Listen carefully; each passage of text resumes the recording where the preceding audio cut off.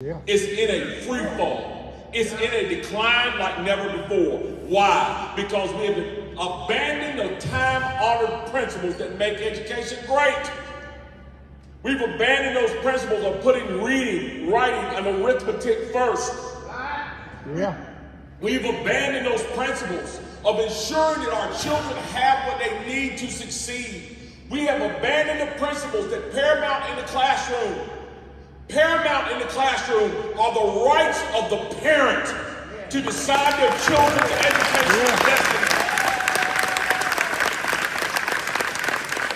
We've put aside that idea that teachers should be professionals and that they should be treated like professionals and they should be protected like professionals and paid like professionals and honored like professionals.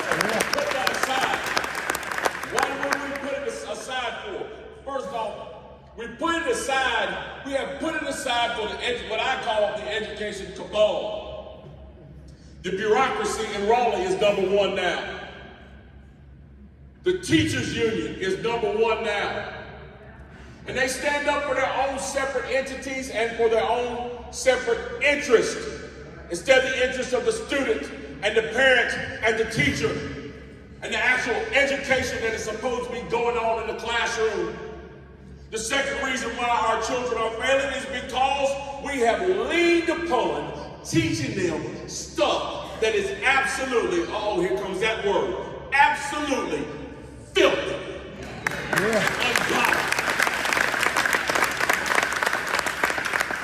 It was Christians who founded education in this nation. You make no mistake about it. Folks can argue with me till you're blue in the face. It was Christians who established the premise of education in this nation. Yeah.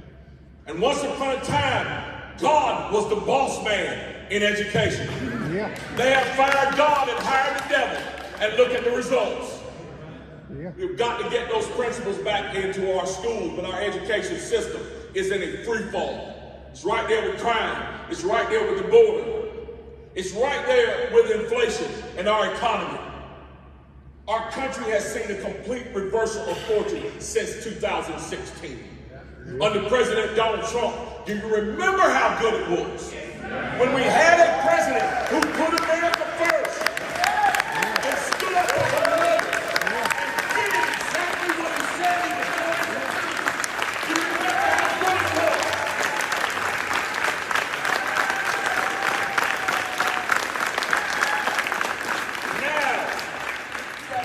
Weak, ineffective commander-in-chief who's better to be called a resident than a president.